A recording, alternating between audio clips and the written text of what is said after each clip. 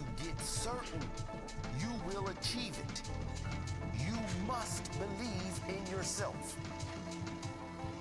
Beliefs control results because you will never take action towards something you don't believe is possible. You can have all the education in the world. It doesn't matter. If you don't believe you can do it, you will never get it. Do you think Jordan could have become the greatest if he didn't believe in himself? Not a chance. He would have quit when things got hard. He would have quit when he was cut from his high school basketball team. You think Serena would be the greatest female tennis player in history without belief? Not a chance. These great athletes, great entrepreneurs, great human beings are great because they believe in themselves. They believe when no one else does. They believe when they are down. They believe when they are at rock bottom. This is my dream, and I will succeed. Maybe not immediately, but absolutely and definitely. There is no doubt in my mind.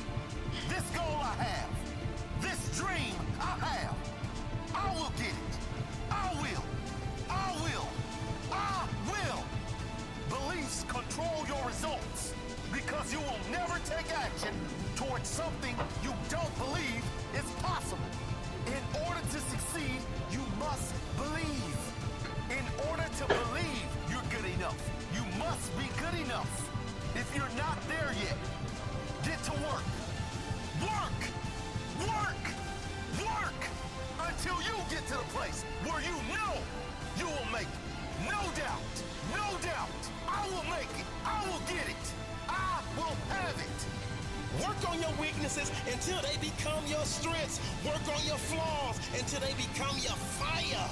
Work on your problems until they become your power. You have to believe that something great can happen. Even if there is no evidence, believe. Even if others say it is impossible, believe. Even when everything is going wrong, believe. Change your belief that you can't to the knowing that you can. Change the belief that there are limitations to the knowing there are none. Change the belief that there isn't a way, and push yourself to find your own path, your own answers, your own way. You can't just go off logic. The greatest achievements in the world defy logic. They are born from belief. The greatest achievements did not come from someone who saw what was possible and didn't dare attempt better. The greatest achievements came from those who see what is possible, but still believe they can achieve something impossible.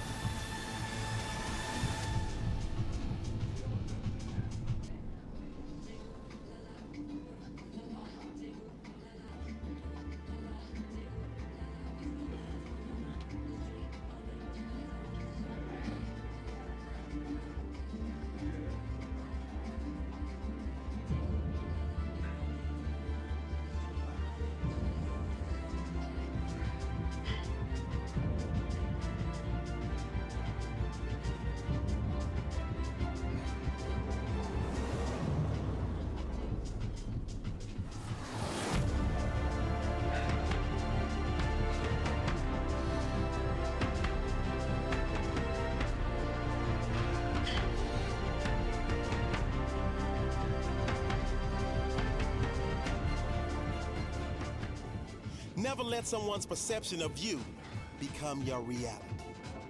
See, greatness is in your DNA, your makeup, your anatomy.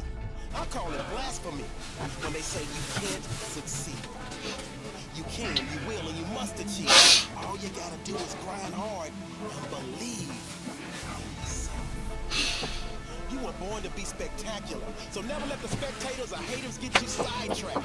You got the internal strength to persevere and crush it, so I need you to get jacked, psyched, pumped, excited. You got the flame so ignited, and these words I need recited. I believe in me. And no matter what obstacle I am faced with, I will fight, scratch, claw, and emerge victorious.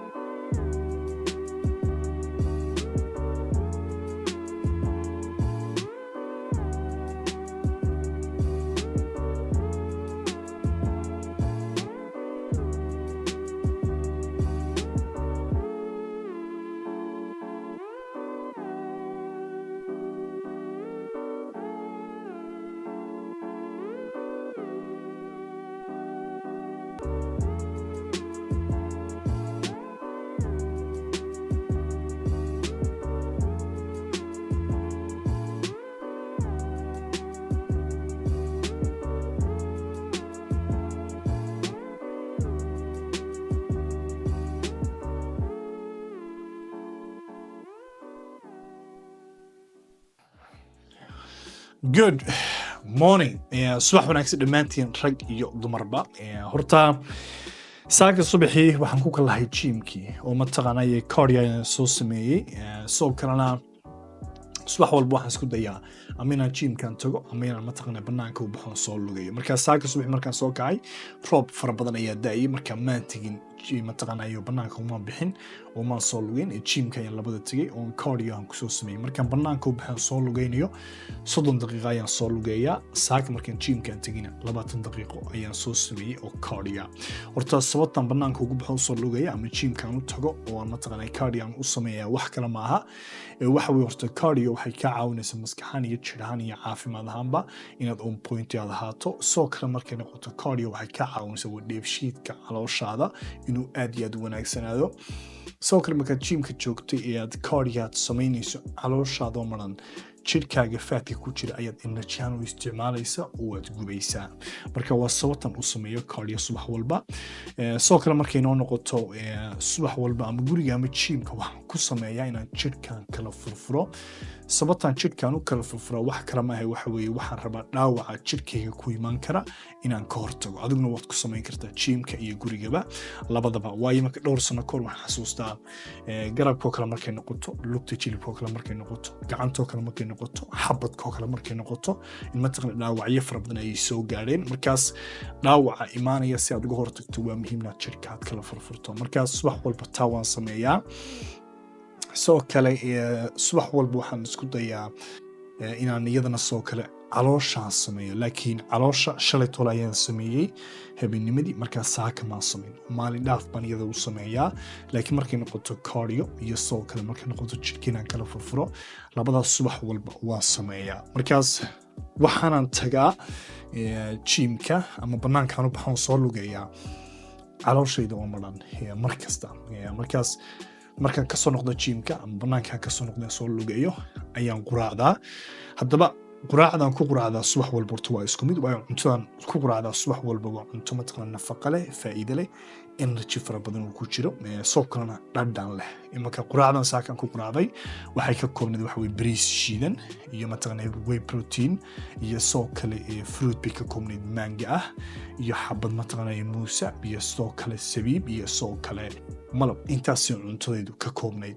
mataqaana saaka de subax kastana ay ka kooban tahay way isku dheelitiran tahay imanka quraacdan saaka quraacday oo kale waxaa ku jiray 50 gram oo protein ah 10 gram oo fat ah iyo soo kale 200 gram oo mataqaana carbohydrate ah markaas si kastoo jiimkaadu tagto ama subaxii ha noqoto ama habeenkii ha noqoto ama maalinka ha noqotee waa muhiim cuntada cunaysaa inay isku dheelitiran tahay si jirkaagu isu bedelo waayo markasta jirkaagu waxa bedelaya waxa weeye cuntadaad cunayso jirkaaga ma bedelayo jiimka markaad joogto muruqihii waad garaacaysaa jirkii waad jimicsi waad siinaysaa waad kala furfuraysaa waad samaynaysaa waad gubaysaa enerjigii laakiin markaad ka timaado waa cuntada keenaysa inuu jirkaagu isbedelo oo waxaad cunto iminka tusaale ahaan oo kale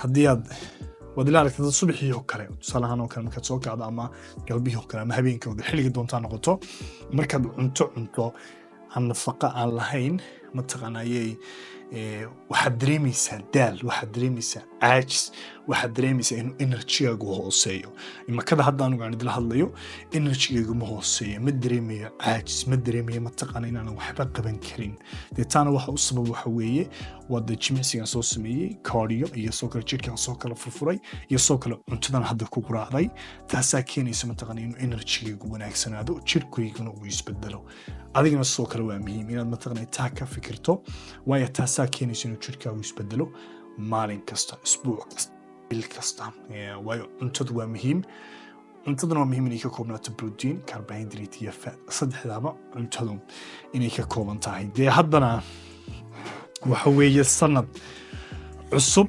2025 uu yimid ka faa'iidaysa jaaniska oo mataqaanayay waxaad isku daydaa inaad caafimaadkaaga aad ka shaqayso waayo ka shaqaynta caafimaadkaaga waa horumarka naftaada haddii aad imaka rabto inaad bilowdo haddii aad hore ugu jirtay haddii aad ku fikiraysa inaad bilowdo sanadkan cusub ka faa'iidee oo waxaad isku daydaa maalin kastoo socota inaad ka faa'iidayso waad mataqaanayay ka fikirto waxaad maanta samaynaysaa waa waxa keenaya waxaad helayso isbuuc kadib bil kadib 2 bilood kadib soo kalena waxaad niyadaada aad ku haysaa inay muhiim ku tahay haddii aad imika jimicsiga kale aad ku cusub tahay inaad hoosaad ka bilowdo 2 cisho ka bilow 3 cisho ka bilow soo kale naftaada waxaad bartaa oo waad maalin kasta isku dayda markaad samaynayso ama cuntadii ha noqoto ama nasashadii ha noqoto ama jimicsigii ha noqoto waxay doontaa ha noqotee waxaad isku daydaa naftaada inaad wixii ku tababarto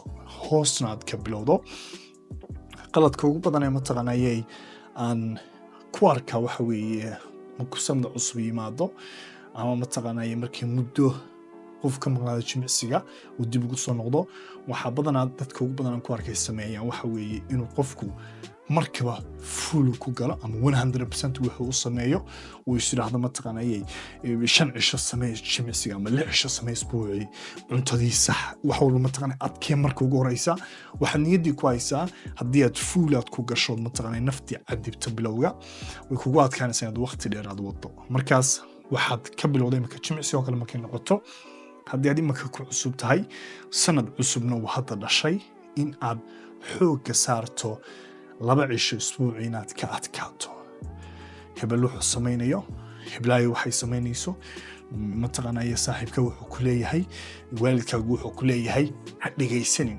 waxaad dhegaysataa labada naftaada hoosna ka bilow si wixii naftaada aad u barto oo naftaada ula qabsato waayo wax kastoo ku cusub naftu ma jecla ma jecla naftu inay samayso wax kastoo mataqaanayay fara badan ama mataqaanayay adag naftu marnaba ma jecla naftu waxay jeceshahay hal mar inay samayso laba mar inay samayso hadhow toona ay ka hadho adiguna waxaad niyadda ku haysaa hadduu hadda sanad cusub yimid waad rabto jimicsiga inaad bilowdo inaanad u baahnayn 5 cisho aad ku bilowde aad u baahantahay hal maalin ama 2 maalin aad ku bilowdo kadibna aad ilaaliso joogtayso muhiimaddu maaha inta jeer aad tagayso jimicsiga muhiimaddu waxa weeye joogtaynta aad joogtayn karto waqti dheer hal isbuuc 2 isbuuc 5 bilood 2 bilood inta doontaa noqoto inaad labada xooga saarto in muhiim ay tahay inaad joogtayso inta jimka tagi lahayd 5 cisho bilowga 2 cisho ka bilow joogtay hal isbuuca ku xiga joogtay 2 cisho isbuuca ku sii xiga joogtay isbuuca afraad hal maalin ku daro 3 cisho isbuuc inaad jimka tagto tijaabiyo kale markaas waxaad niyaddii aad ku haysaa in ay nafti ay u baahantahay in la qabsato intaanad wixii 100% ama full aanad u samayn waayo wax kastoo cusub naftu excited bay ku tahay bilowga laakiin waqti dheer kadib markaad wado waad ka niyad jabaysaa waayo culays baad dareemaysaa dee ka shaqaynta caafimaadkaaguna maskaxaan iyo jirhaan iyo dareen ahaanba waa horumarka naftaada haddii hadda noqoto iyo haddii ay noqoto 5 sano iyo 10 sano ee soo socdaba markaas waa sanad cusub ka faa'iidee oo mataqaanaya maalin kastoo socota ka shaqi caafimaadkaaga si mataqaanaya maskaxaan iyo jirhaanba iyo dareen ahaanba horumar aad u samayso waxaynu ogolanaa videoga xiga peace out